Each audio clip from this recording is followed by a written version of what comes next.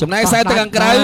ពេជ្រសេរីរទ្ធីធីតាអមរាសុកជ័យអាការកង2មុខកពូលបាទនេះអាការកងខ្លាំងណាស់ទុកចែវគូចុងក្រោយ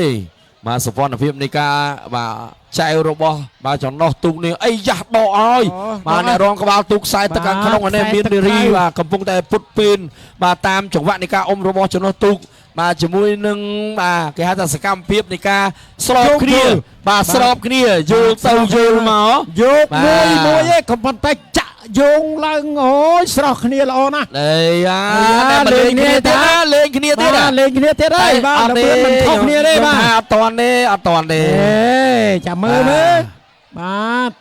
បាទខ្សែទឹកក្នុងបាទអ្នកក្បាលទូកអត់ទេក្បាលអូ